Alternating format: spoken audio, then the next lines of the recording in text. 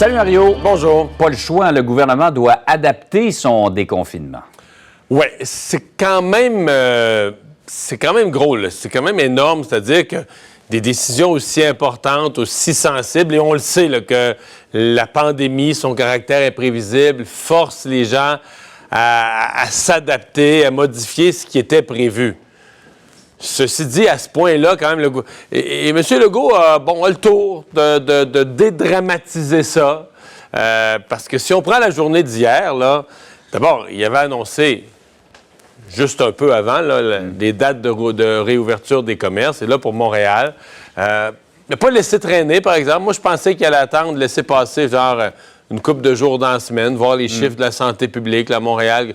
Mais dès hier, il a dit non, Montréal, il n'y a rien à faire avec ça. Il faut garder les commerces fermés. Et donc, pour une autre semaine, ce qui veut dire que les commerces montréalais seront fermés au moins, si jamais ils rouvrent là, à la mi-mai, ils seront fermés 2 semaines de plus que dans les autres régions du Québec. Il faut voir que ça va rendre assez nerveux les commerces montréalais, là, c'est déjà terrible d'être forcé à être fermé quand tu vas te mettre à te rendre compte qu'ailleurs, à Québec, en région, les gens opèrent, le niveau de tension va augmenter pour les commerces montréalais, j'ai aucun doute là-dessus. Bon, dans la même journée hier, un peu plus tard, annonce concernant les écoles. Et là aussi, on s'adapte. On modifie une décision qui avait été prise précédemment.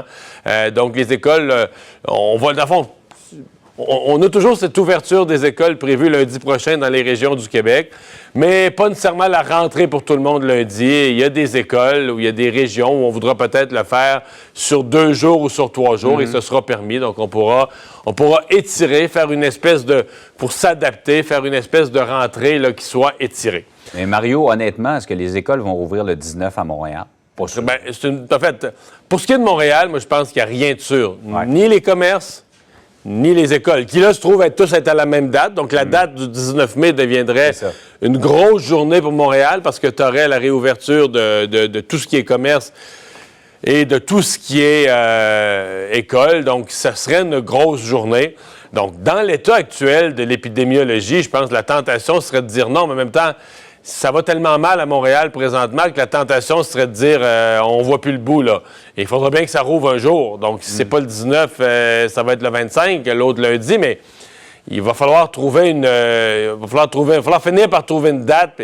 Mais pour l'instant, il faut d'abord reprendre le contrôle sur la situation à Montréal parce que le nombre de personnes hospitalisées, tout est encore en hausse à Montréal. Là. Le nombre de personnes hospitalisées, on dit, au Québec, la situation des hôpitaux est sous contrôle, mais à Montréal, elle est sous contrôle, mais elle est quand même limite, là. Il y a certains hôpitaux à Montréal qui ont les soins intensifs pleins.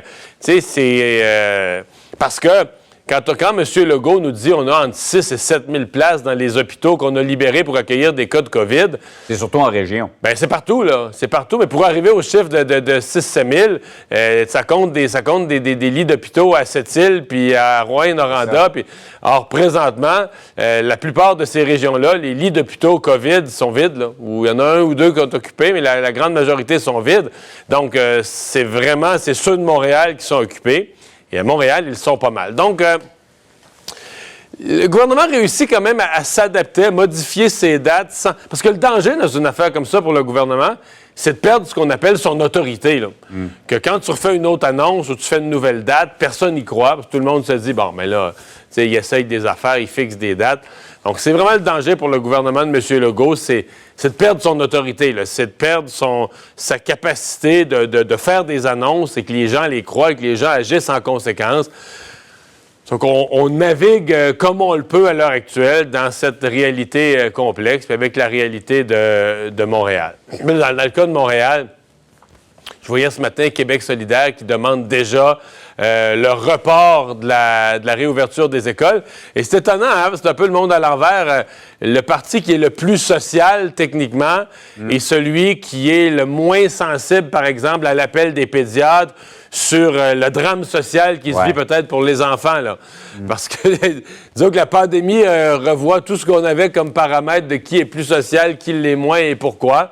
Mais donc, Québec solidaire demande déjà le report On est à se demander, est-ce que du côté des partis d'opposition, c'est pas une compétition à qui va être le premier de demander un report pour Montréal?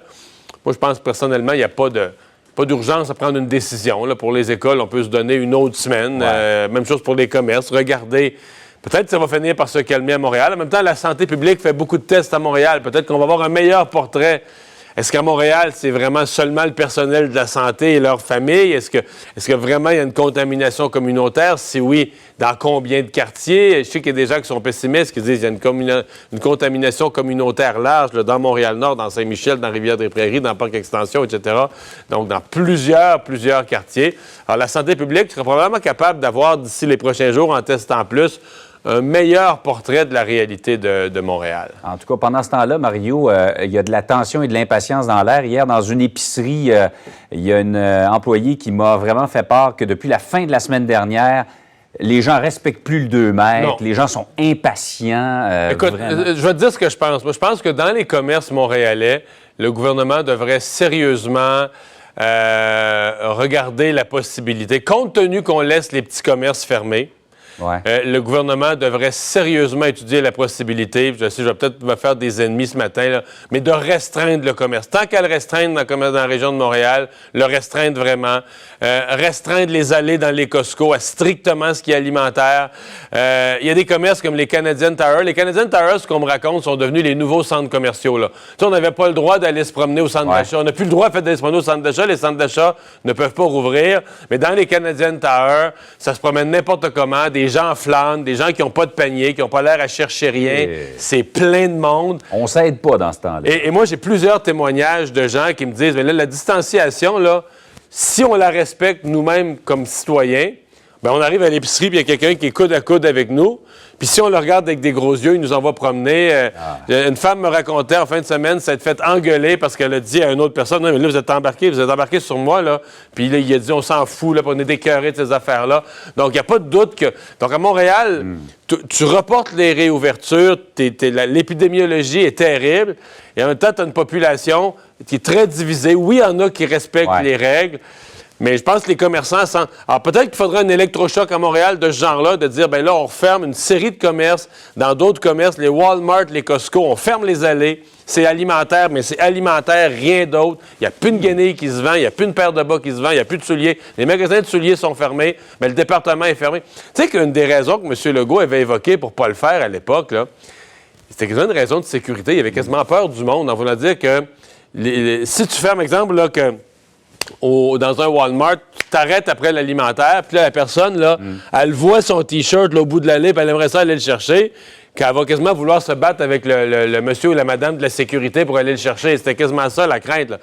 Mais il va falloir se raisonner. Et si on dit à Montréal, il faut reprendre le contrôle, il faut serrer la vis, bien, c'est le genre de geste qu'on pourrait poser, qui peut-être aura un impact sur la population, de dire, oups, là, il faut qu'on soit plus discipliné. Et un impact sur les petits commerçants qui se diraient, bien, au moins, pendant que nous, on n'a pas le droit d'opérer, d'ouvrir notre boutique de souliers, bien, les gens ne peuvent pas aller en acheter ailleurs. Oui, il y aura une impression davantage de justice et d'équité. Mario, on te retrouve à 10h. Au revoir. Salut.